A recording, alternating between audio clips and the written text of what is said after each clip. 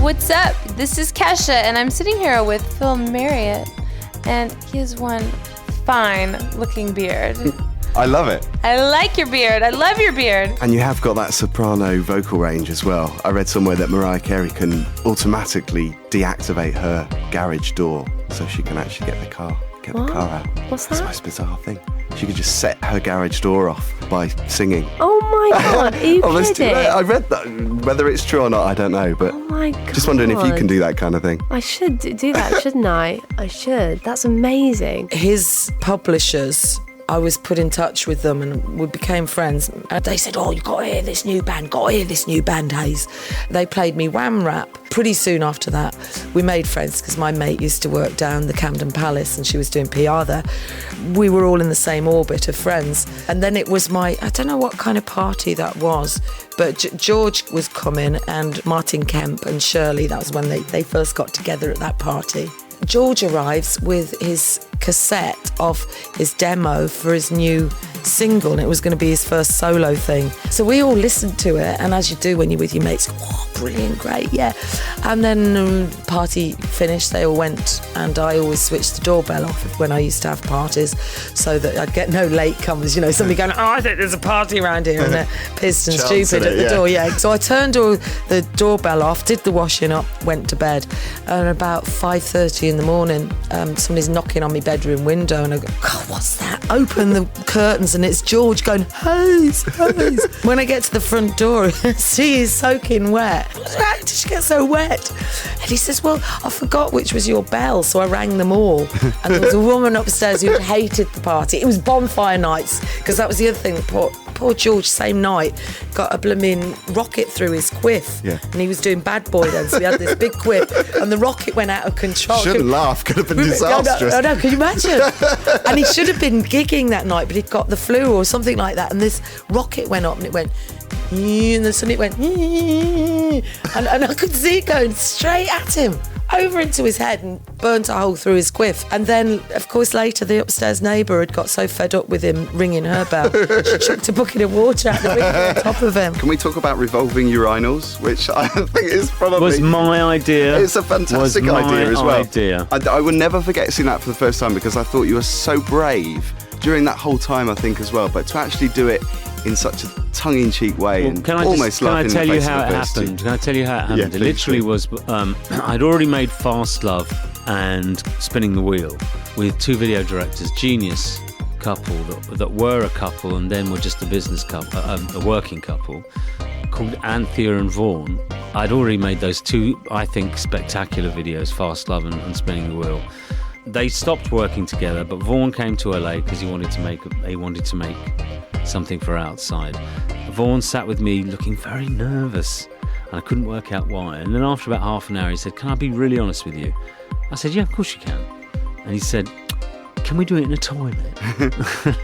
So I sat and looked at him. It's got a bit glitzy one though, isn't it? But I that's exactly right. I sat and looked at him, and it took me about 10 seconds to say, yes, but it's got to be a disco toilet. And you supported Take That too. Yeah, boys, I would imagine both Take That and George Michael to be consummate professionals too. Was it a pleasure to work with? I'm going to be really controversial and say Take That were far and away, that's probably the best support tour I've ever done, because it was longer. We did 34 dates together, and they had, these incredible fan base of these screaming women. I mean, just amazing, overwhelming. You'd walk into the room and, just the atmosphere was electric. Hopefully they scream for you as well, though. I think I won them over, but it took some doing. I mean, if you're walking on stage in front of 12,000 women wanting, 4 men to come out, it's quite a difficult thing, for that alone, and also because women are quite competitive, aren't they? Absolutely. If they see someone who's really cool up on stage, some people might be a bit frosty about that. Well, and someone who's going backstage and hanging out with these blokes, exactly. They want to rip the clothes off them. But as well, they were really very generous hosts, and they held a couple of really brilliant parties, and no, I haven't really got a bad word to say about them. They were great. The new Robyn single, Hairs on the Back of the Neck stuff, absolutely amazing. The job that you've done on that, very faithful to the original as well. I bet that was fun to rework. I think Robyn is one of the best pop stars around. I think her voice and all the melodies that she always brings, she's just so talented. So I was so happy to find out I was going to do a remix of that one. Hyperballad, you did it for the Polar Music Prize show. And of course, she was sat in the front row as well, which I think is a very brave move for anyone to actually brave of her to do. Yeah. Did you know her already? Because I love her. No, I don't know her, and I've never met her before. And as I was walking up on stage, I thought to myself, like, why did I say yes to this? I mean, it's just so stupid. Like, it's like doing a pastiche of like a Picasso painting on stage in front of an audience with Picasso in the audience. I mean, it's like totally nerve-wracking. I never thought I would be so nervous, but I was. Quite a daunting thing to do. Very. But after you did it, did you think, I'm really glad I did it now? Because it was amazing. Yeah, I really liked doing it. I felt like we did something good with it, something that stood a little bit on its own, but still had like no intention of being overly like rebellious against the song's nature. And I think that she liked it. She came up to me afterwards and said hi, and said that she was really happy about the whole evening and very moved. And she basically, she was in tears like all the time. During the show and during the dinner afterwards, she was really moved. And it's well known, obviously, if you do a live show, that you're bound to get heckles at some point, whether it's at the beginning of your career or at the end. Generally, I think at the beginning, especially when you're rubbish at the very beginning, when you're learning and gradually getting better. But also on the comedy circuit, it's much more common than it would be on tour. Because on a tour, people have spent money to come and see you. They come to see you specifically.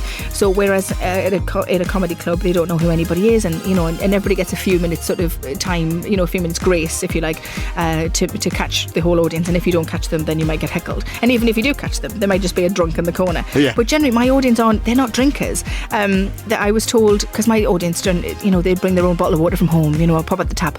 And but then there was one time, I think it was Portsmouth, that they came through in the interval and said, there's kicking off in the interval in the bar. And I was like, how's it kicking off? And they said, they've run out of ice cream. And I was like, that's my crowd. I used to live in Portsmouth. That's probably right. Yeah, I get all that. I get the kicking off thing completely. But because there was no ice cream? Yeah. I've done DJ gigs there and the same thing happens. Yeah. Not with ice cream, though. But the bar was fully stocked and there were loads of staff available, but the ice cream sellers were empty. You come across as a woman not to be messed with, although you are fun. Good. I've sussed that out. Backstabber. Ooh.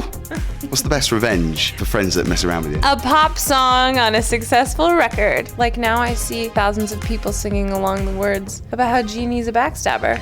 And there's no better revenge. It's like me and my army. Revenge songs are great though, aren't they? Oh, the best. Are you a massive fan of the series? I mean, which character are you? Are you like any of those? There's a combination of the Samantha and the Miranda, trust me. Okay, so clearly I know the show. Yeah, quite gutsy, quite fiery. Yeah. You don't want to mess with Taylor Dayne. Oh, please, you're so funny. You asked me what combination.